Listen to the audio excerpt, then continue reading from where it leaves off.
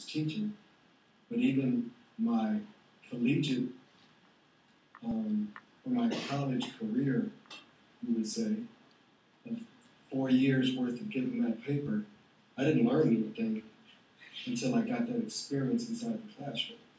So I would challenge the educational system to kind of put the experience first and then put the learning second, because I can think that if you get kids, if you make it relevant to them, then you can engage them in anything.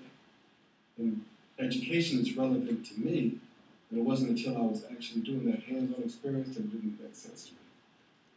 So I'm glad that I'm still a teacher. I'm glad that I'm still coaching and doing things with technology and watching students learn and seeing them do great things. But we have to ask ourselves, why are they even there? Don't just have them there just because it makes you look good, that you have your students show up. Really challenge that and ask yourself, what are they learning?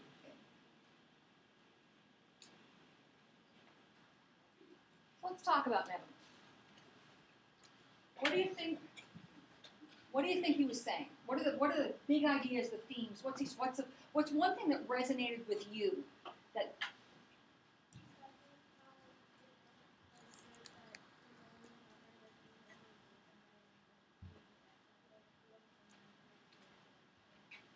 remember that big long list of things I had, race? That's a really interesting race story, right? Good point.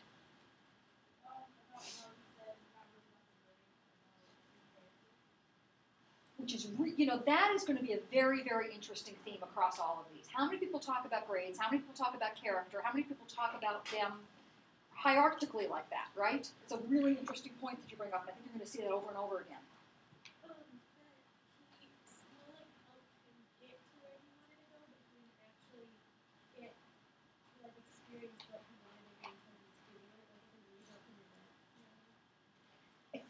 I think all of these are like really important points. I think that one's going to be something, again, just like the one, I wish I knew your names, just like the one we just talked about.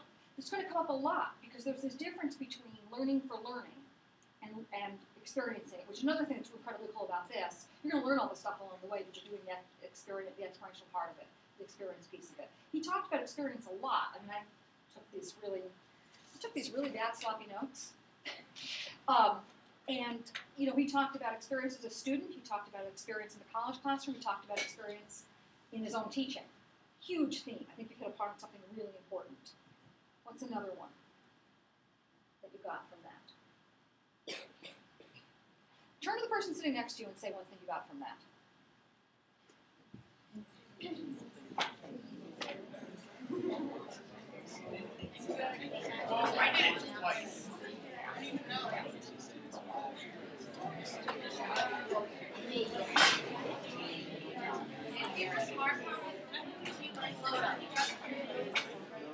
Make it melt. Okay, and 3, 2, 1. You guys do that better than my graduate students. I need to have them on to that. Making it relevant, which is the conversation we have here. How many of you thought about that? How many of you thought about this idea that school should be relevant, it should have meaning, it should be... Yeah, I think that's a theme you're going to see. Anything that you teased out in terms of making it relevant, or you're just sort of saying, yeah, you had that? Yeah. About the guy? Yeah, about the guy. It seems like high school, well, he said that he didn't really feel like it was applied until he got to college, so it seems like high school wasn't really, it didn't really prepare him. Which is an interesting point on this relevancy idea. If it didn't have to apply what he was learning, can it be relevant? So part of what we managed to do in this one little clip, this 1 2.5-minute clip, is say that part of the important thing about relevancy is being able to walk out the door and do something with it. It's that applied nature of learning. So now we know two things. We know one way to think about when people talk about it being relevant or irrelevant. We'll run one of those next. But relevancy matters because you can apply it. Things are relevant because you can apply it. Good point. Great insight. Kind of brilliant. He said that it's not so much about how stuff is taught, but the experience of how you get that information, the way you take it. Yeah. And you've all known this, and we will not name names, but you've all known classrooms where it is far less interesting. I might even use the word deadly, boring, and you're not getting nearly the excitement that you would over somebody who really does a good job showing the fact that they love what they're teaching, right? So part of that experience piece that I think you're talking about is the idea of the interaction between the teacher and the learner. Yeah? Am I pushing that too far? No. Okay. And if I push it too far, you say, that's not what I meant at all. Okay. But I think that's one of the things, another thing you're going to see across these is how connected, emotionally or personally, the person who's doing the video felt to the school experience, to a particular teacher, to a particular building, to a particular time in their education life.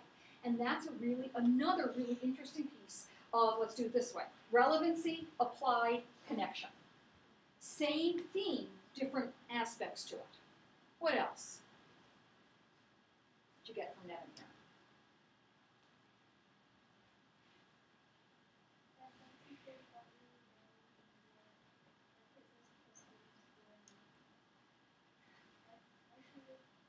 You have no idea what genius that is. I mean, seriously. You know, you'd like to believe that everybody sort of walks up here and does this and has a sense. I mean, one of the very first things I asked you, what do you want to get out of today? I think part of what you're going to hear is this idea that oftentimes, how do you trust somebody as a student, as a learner, if you're not clear that they know what you're supposed to be getting from this? It's a really interesting, really good, really deep idea. Hang on to that. What I think what you're going to find out when you start coding these things is you're all going to find sort of favorite codes. It might be relevance, it might be connection, it might be application, it might be purpose, which was how I sort of in one word say what you said, the teacher had a purpose. And you're going to find that you're going to start seeing those in different ways, different shades of gray, different phrases that is going to make that idea get some depth and some width and some breadth and some import to you, some importance, that you're then going to be able to talk to other people in here or, out in the world beyond this classroom that lets you kind of flesh out that idea a little bit, as opposed to taking things apart, putting it together in a more meaningful way. So it's okay to sort of have bits and pieces of this that you personally look for, because one of the things we're going to get to today or the next time I'm here is the idea that when we really start coding these things, we're going to have multiple of you, 3 or 4 of you, code this so that we can get a sense that A, you're coding the things the same way that you see them, and B, that we're not missing things because we tend to pay attention to the stuff that we like.